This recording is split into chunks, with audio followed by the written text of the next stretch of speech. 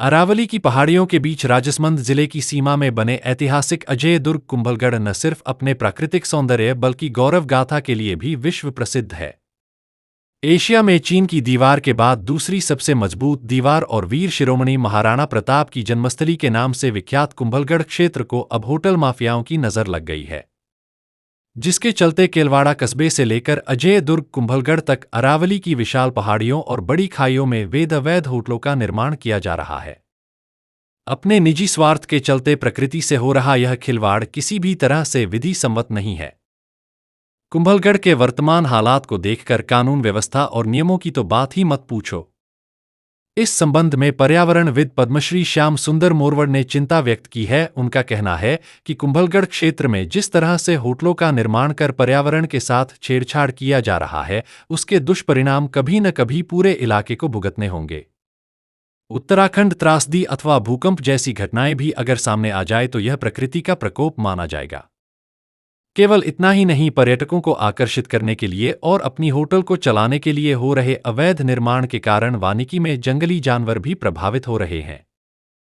केंद्र सरकार कुंभलगढ़ में टाइगर रिजर्व सेंचुरी लाने की तैयारी कर रही है। इसके साथ ही पर्यटन को बढ़ावा मिले, इसके लिए जंगल सफारी भी शुरू की गई है। लेकिन ये होटल माफिया यहां अवैध रूप से निर्माण कार्य करवाकर अपना स्वार्थ साध रहे हैं। वही जंगली जानवरों और पर्यटकों को दूर भगाने पर मजबूर कर रहे हैं। अपने स्वार्थ में अंधे होटल माफियाओं यहां तक कि ऐतिहासिक लाखेला तालाब और अरावली की ऊंची चोटियों तक को नहीं बख्शा। कुंभलगढ़ के पास बने लाखेला तालाब के किनारे पर 4 बड़ी होटलों का निर्माण हो चुका है। इन होटलों का गंदा पानी और अपशिष्ट भी इस तालाब में डाला जा रहा है। साथ ही तालाब पर अतिक्रमण कर तालाब को दूषित और छोटा कर दिया गया है। अरावली पहाड़ियों के बीच बनी खाइयों में भी होटल का निर्माण कार्य जारी है। यह जमीन पुरातत्व विभाग और वन विभाग के अधीन आती है, जिस पर बिना स्वीकृति निर्माण कार्य नहीं किया जा सकता। कुंभलगढ़ के वर्तमान हालात को देखकर यह लगता है कि इन्हें निर्माण की स्वीकृति कैसे और किन शर्तों पर दी गई, जबकि सभी तरफ नियमों की धज्जियां उड़ाते इन होटल माफियाओं ने वन विभाग और जंगली जानवरों की आरक्षित जमीन पर तक अतिक्रमण कर रखा है। पूरी कहानी में सबसे मजेदार बात यह है, अधिकारी नियमानुसार निर्माण कार्य करवाने का हवाला देते हैं, लेकिन अब तक एक भी होटल के निर्माण कार्य को रोका नहीं गया है। होटल का निर्माण शुरू होते ही अधिकारी वहां पहुंचते हैं और कुछ दिनों में मुद्दा ठंडा बस्ते में चला जाता है। अब इन होटल माफियाओं को कौन शरण दे रहा है और किसकी देखरेख में यह अवैध निर्माण कार्य हो रहा है, यह खुद ब खुद समझा जा सकता है। पर्यावरण प्रेमियों के लिए चिंता का विषय और प्रशासन का टकासा जवाब कभी भी किसी बड़ी प्राकृतिक आपदा को आमंत्रण दे रहे हैं। न्यूज राजसमंद से हस्ती मल साहू की स्पेशल रिपोर्ट। प्रिय दर्शकों, न्यूज राजसमंद पेज को फॉलो जरूर करें। ऐसा दुर्ग है जो पूरे विश्व में अपनी एक अलग पहचान बनाए रखता है और ये महाराणा प्रताप की जन्मस्थली है। महाराणा कुंभा और मेवाड़ की सिसोदिया वंशज की कार्यस्थली रही है उनकी। इस जगह पर आज बहुत बड़े स्तर पर अवैध होटलें बन रही है। बरसाती नाले चौक किए जा रहे हैं, ब्लॉक किए जा रहे हैं। पॉलीथीन का भयंकर उपयोग हो रहा है। वहाँ केमिकल जो जमीन को खराब करता है, जैसे हार्पिक, एसिड, इसका बहुत बड़े स्तर पर उपयोग हो रहा है। वन्य जीवों को लुभाने के लिए जिस तरह के हथकंडे अपनाए जा रहे हैं, ये आने वाले समय में भयंकर दुष्परिणाम लाने के काम ये कर रहे हैं। जब कभी प्रकृति ने अपना प्रकोप दिखाया, कोई बादल फटा या उत्तराखंड जैसी स्थिति पैदा हुई, उस समय हम सबको इसके दुष्परिणाम भुगतने पड़ेंगे और प्रकृति कभी किसी को छोड़ती नहीं है। मानव जिस तरह से इस प्रकृति के साथ जाति कर रहा है, वो सभी जातियां कुंभलगढ़ और उसके आसपास देखने को मिल रही है। नेता अपने प्रभाव का उपयोग कर रहे हैं, अधिकारी अपने प्रभाव का उपयोग कर रहे हैं।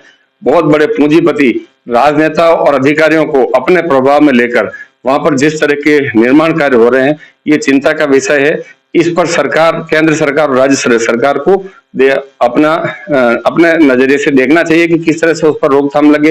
एक तरफ तो कुंभलगढ़ अभयारण्य को टाइगर सेंचुरी बनाने के प्रयास चल रहे हैं, यहाँ पर टाइगर लाने के प्रयास चल रहे हैं। दूसरी तरफ टाइगर को रहने के लिए जो जगह है उसको पूरी तरह खराब की जा रही है। अब देखिए, यहाँ कई नदियों का उद्गम स्थल है। जब नदियों का उद्गम स्थल भी दूषित हो जाएगा तो फिर हम अलग जगह से दूसरी जगह से क्या आशा करेंगे। सरकारों को इस तरफ देखना चाहिए और इस पर मजबूत। कुंभलगढ़ के ऐतिहासिक महत्व को देखते हुए पिछले कुछ सालों में पर्यटक कुंभलगढ़ की ओर बहुत आकर्षित हुए। कुंभलगढ़ में एक दुर्जय ऐतिहासिक किला है और उसके साथ ही साथ चारों तरफ पहाड़ी क्षेत्र है, वन क्षेत्र है, तो पर्यटकों को ये आकर्षित करता है और पर्यटक यहाँ पे आना पसंद करते हैं। तो पर्यटकों की संख्या बढ़ने पर हमारे सामने दो प्रकार की चुनौती होती है कि एक बार किले के ऐतिहासिक महत्व को भी बना के रखें, सुरक्षित रखें, संरक्षित रखें, फॉरेस्ट को भी बचा के रखें और साथ ही साथ आने वाले टूरिस्ट को भी सुविधा उपलब्ध हो, उसके लिए भी कार्य हो। तो इस पर्यटकों की आवाजाही को देखते हुए कई बड़े ग्रुप इस क्षेत्र में होटल्स बना रहे हैं। ज्यादातर जो होटल स्वीकृत किए जा रहे हैं वो रिजॉर्ट के रूप में किए जा रहे हैं, यानी कि ओनली 20% जो भी प्लॉट का एरिया है उसके 20% एरिया में ही ये निर्माण कर सकते हैं। 80% एरिया इनको खुला रखना होता है और उस पर तरह तरह के वृक्ष और वेजिटेशंस को डेवलप किया जाना होता है एज पर नॉर्म्स। और जो रास्ता बनाया जाता है उसका भी स्लोप एक जो हमारे एसटीपी बैठते हैं उदयपुर में वो तय करते हैं कि रास्ते का स्लोप कितना होना चाहिए, बिल्डिंग की ऊंचाई कितनी होनी चाहिए। उसके लिए जो मानदंड है उसको सुनिश्चित करते हैं ताकि पहाड़ों की बेतरतीब तरीके से कटाई ना हो और पहाड़ों का भी विकास हो और साथ साथ पर्यटकों को भी सुविधा उपलब्ध हो और अच्छी वेजिटेशन, अच्छे पेड़ पौधे भी क्षेत्र में लग सके। ये एक प्रयास है और इसको मेंटेन कराना, समय समय पे बनने वाले निर्माणों की जांच करना, ये भी एक अपने आप में चुनौती है कि जो भी निर्माण कार्य हो वो नक्शों के अनुसार ही हो, स्वीकृत मानचित्र के अनुसार। चलिए, नकीला तालाब और आगे के जो पहाड़ हैं उनमें जो कटाई की गई है, क्या वो प्रशासन की नजर में है? पहाड़ों की कटाई किया जाना बिल्कुल अवैध है।